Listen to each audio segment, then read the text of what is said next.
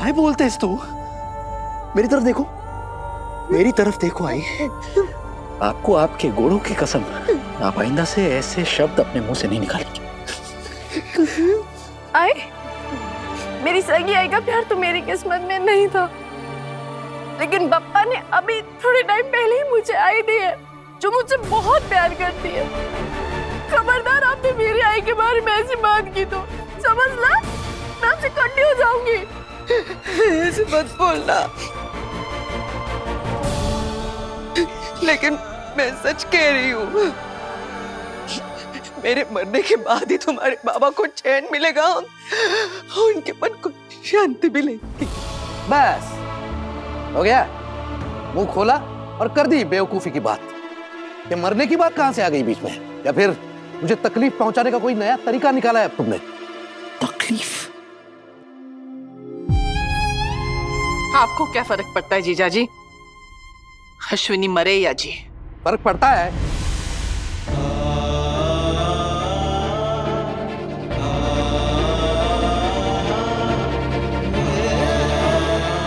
हाँ, फर्क पड़ता है।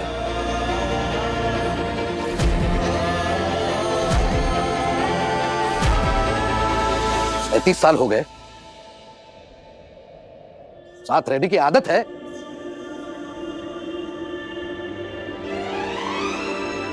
और ठीक है, पिछले कुछ सालों में मैंने इसके लिए कुछ भी महसूस नहीं किया, लेकिन इसके बगैर कभी जिंदगी सोची नहीं है मैंने।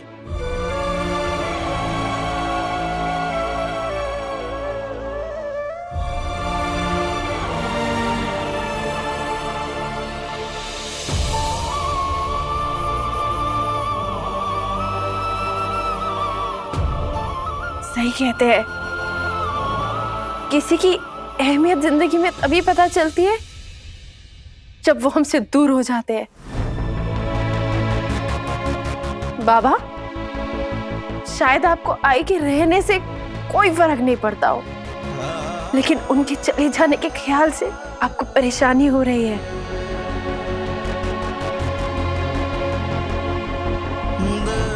बाबा, इससे साफ जाहिर होता है कि आप अभी भी आई के लिए कुछ ना कुछ महसूस करते हैं, लेकिन ये मानना नहीं चाहते। अरे नहीं, तू भी कमाल करता है विराट। अरे जो है ही नहीं उसे जबरदस्ती क्यों बोल रहा है?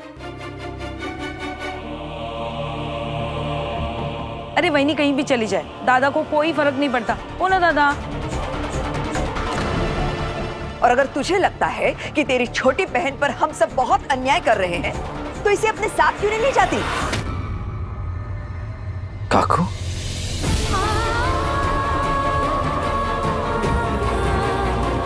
अगर ये बात है ना तो ठीक है, मैं अपनी बहन को ले जाती हूँ।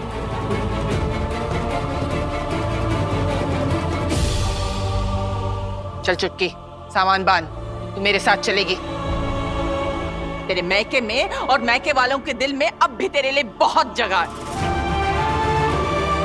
और वैसे भी इन पत्थर दिल लोगों के साथ रहने से अच्छा तू मैके चल चल।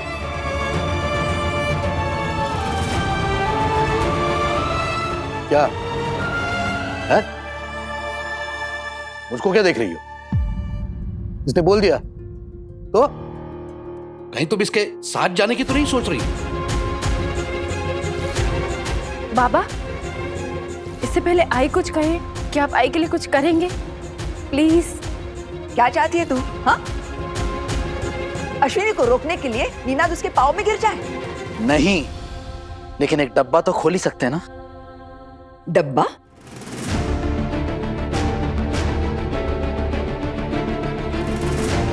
बाबा प्लीज एक मिनट।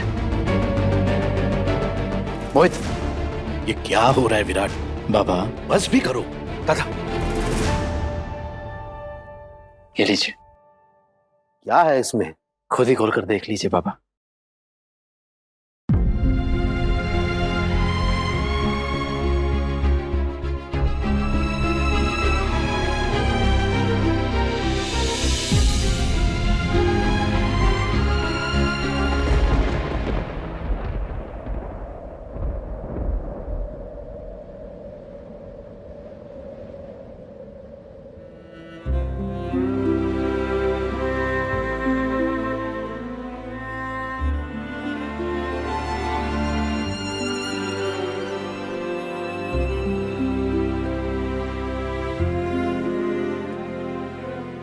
विराट, ये कहां से मिला तुम्हें? वो बाबा, ये लेटर सबको पढ़ के सुनाइए ना प्लीज बाबा। आपको मेरी कसम बाबा, प्लीज।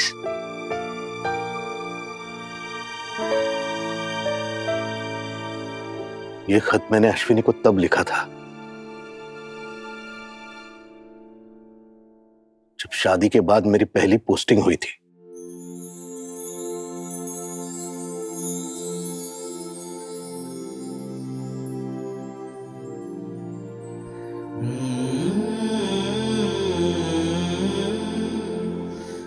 मेरी प्यारी अश्विनी, कैसी हो? शादी को अभी कुछ ही साल हुए हैं और मेरी पोस्टिंग दिल्ली में हो गई। बहुत याद आती है तुम्हारी,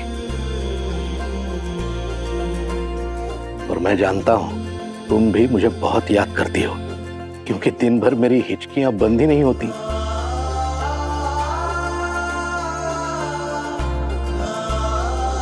रेजिमेंट के सब लोग मेरी टांग खींचते हैं, कहते हैं चौहान देशभक्त कम और पत्नी भक्त ज्यादा है।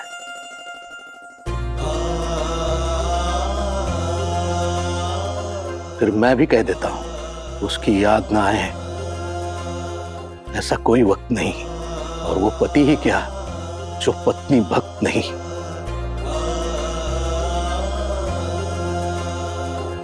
पता है अश्विनी, दिल्ली बहुत खूबसूरत है। यहाँ घूमने फिरने की जगह है, India gate, Lal Qila, Mughal garden, मैं हर जगह घूम कर आया, लेकिन तुम साथ नहीं थी, तो वो हर जगह अधूरी अधूरी सी लग रही थी।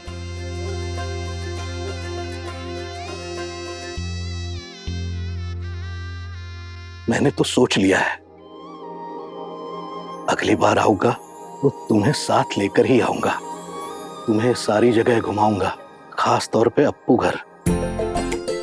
बहुत मजेदार झूले हैं यहाँ, हम साथ में झूलेंगे और मैं तुम्हें चांदनी चौक से पंजाबी सूट दिलवाऊंगा।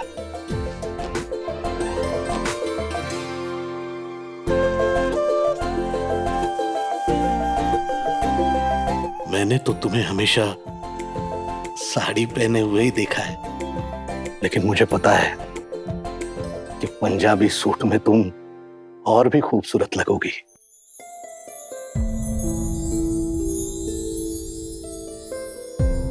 अपना ख्याल रखना और मेरे खत का जवाब जल्दी देना। I love you. तुम्हारा निनाद।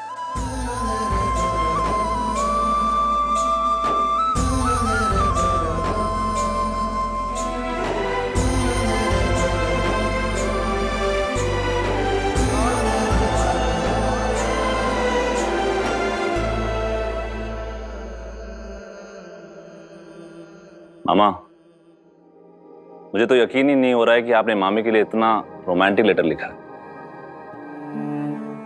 अरे वाह नीना, ना रसिक।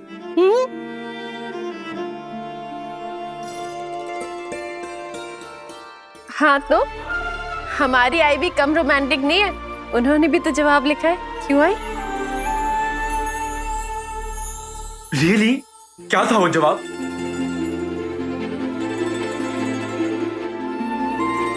आई नको। कम ऑन वहीनी, पढ़ दीजिए। जीने से पहले मरना क्या और प्यार किया तो डरना क्या। काकू काकू पढ़ो ना। हाँ अश्विनी, सुना ना।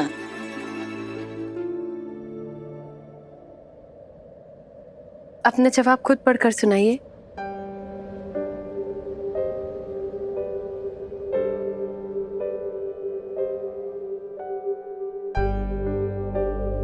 चौहान साहब। चौहान साहब? याद तो मैं आपको बहुत करती हूँ, लेकिन आपकी हिचकियाँ कहीं मैं इसका तीखा खाने की वजह से तो नहीं है? अगर ऐसा है तो खाने के बाद थोड़ी सौंफ और मिश्री खा लीजिए, हिचकियाँ कम हो जाएगी। मुझे सच में दिल्ली घुमाने ले जाएंगे। दिल्ली मुझे बहुत पसंद है। मेरी सहेलियां कहती है कि दिल्ली बहुत खूबसूरत है। मैं आपके साथ दिल्ली घूमना चाहती हूँ। आप सलवार कमीज दिलाने की बात कर रहे हैं ना, तो क्या भवानी मैनी मुझे सलवार कमीज पहनने देगी?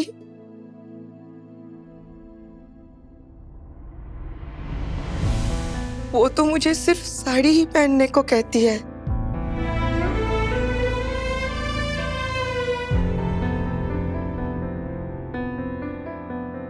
क्या आपको मेरी याद नहीं आती? क्योंकि मुझे तो कभी हिचकियां आती ही नहीं है। बस अब जल्दी से ये बता दीजिए कि आप वापस कब लौट रहे हैं? आखिर में मैं बस यही कहूंगी, बीतता नहीं है मेरा आपके बिना वक्त। वो पत्नी क्या करे जिससे दूर है पति भक्त। I love you too.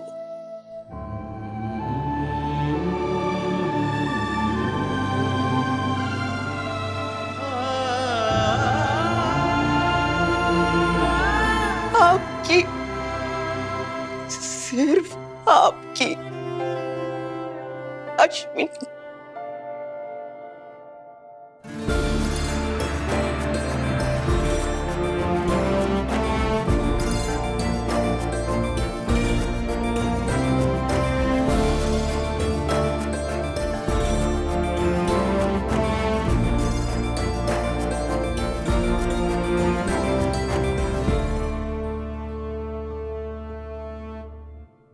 मेरी प्यारी अश्विनी, मेरा बस चले तो मैं कल ही छुट्टी लेकर आ जाऊं,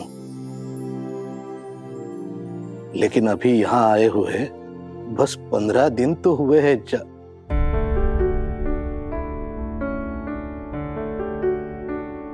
जाने मन। और हाँ, बहनी को सलवार कमीज के लिए मैं मना लूंगा। अरे मैं तो कहता हूं उनके लिए भी एक ले जाएंगे।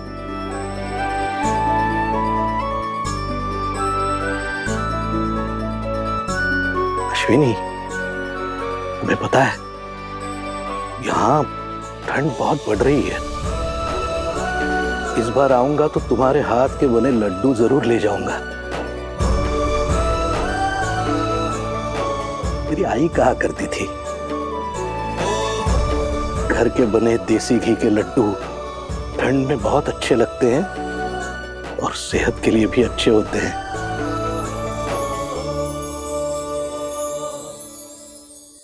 हाँ चौहान साहब, जब आप आएंगे ना तो लड्डू जरूर लेके जाइएगा, लेकिन उसके साथ साथ मेरे हाथों का बुना हुआ स्वेटर भी ले जाइएगा। हाँ, मैंने अपने हाथों से आपके लिए स्वेटर बुना है। और ना, आजकल मैं एक छोटा सा स्वेटर और छोटे छोटे मोजे भी बुन रही हूँ।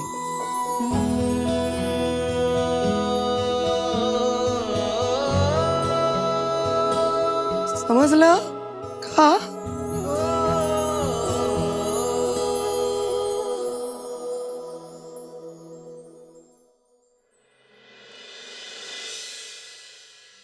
और जब मैंने तुम्हारे आई के खत पे पढ़ा कि वो छोटा स्वेटर और छोटे मोजे बुन रही है, मेरा दिल किया कि उड़कर उसके पास पहुंच जाऊं,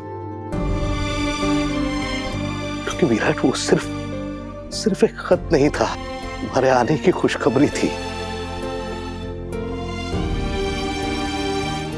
मेरे बाप बनने की खुशखबरी थी। अरे मैंने तो चिल्ला चिल्ला के दोस्तों को बता दिया कि मैं बाप बनने वाला हूं।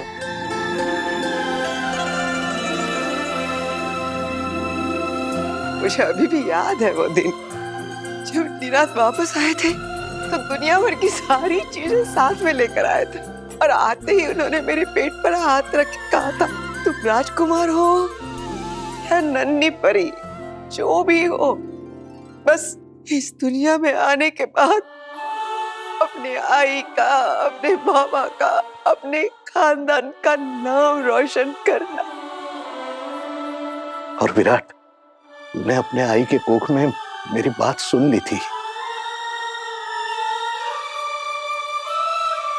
तूने हमारा सर गर्व से ऊंचा कर दिया बेटा।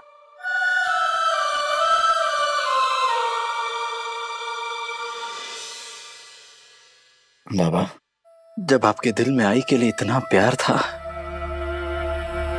तो वो प्यार कहां चला गया है? कहां? न जाने बेटा, पोस्टिंग के लिए अश्विनी से दूर रहते रहते पता नहीं मैं इससे दूर कब चला गया। आज इस खत ने 2 पल के लिए ही सही जो वो पहले वाला निनाद बना दिया, जिसे अपनी अश्विनी से दूर होते हुए भी हमेशा उसके करीब होने का एहसास होता रहता था। कुछ पल के लिए मैं भी पीछे चली गई थी। ऐसा लगता था मानो अभी पोस्टमैन आएगा, आपकी चिट्ठी देके जाएगा। आज इतने सालों से हम लोग एक छत के नीचे रह रहे हैं, लेकिन ऐसा लगता है जैसे कि हम लोग बरसों से मिलते ही नहीं है एक दूसरे से।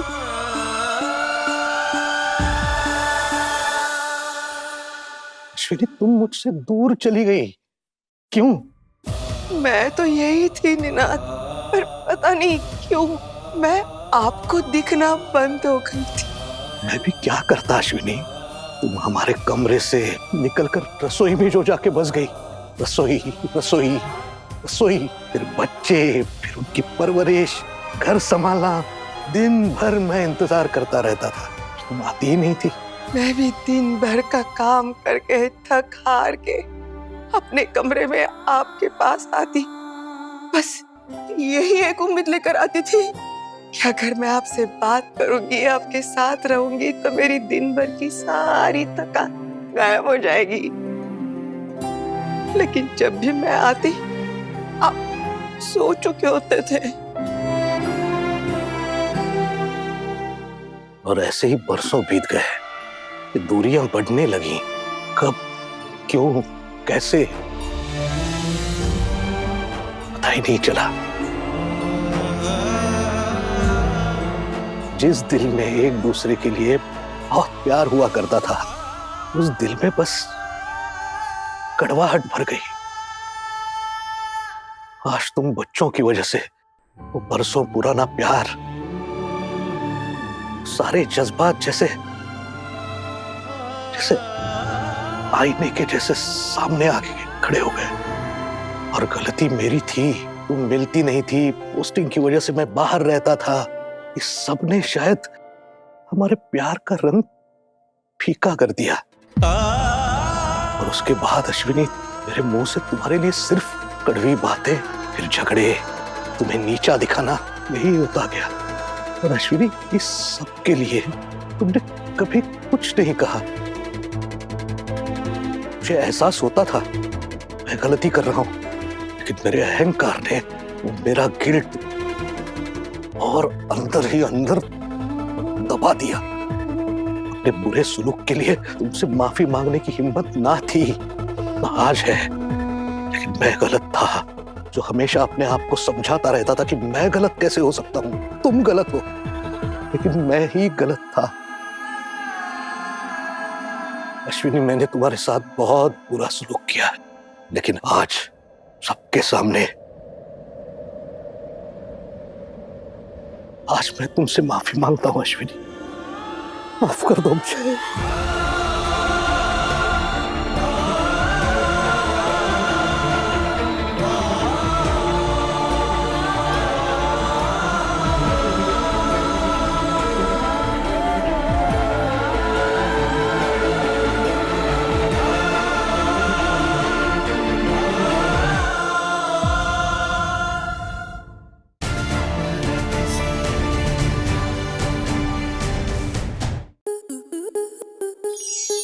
स्टार प्लस के ऐसे ही और बेहतरीन लम्हे देखने के लिए सब्सक्राइब करें हमारे YouTube चैनल को।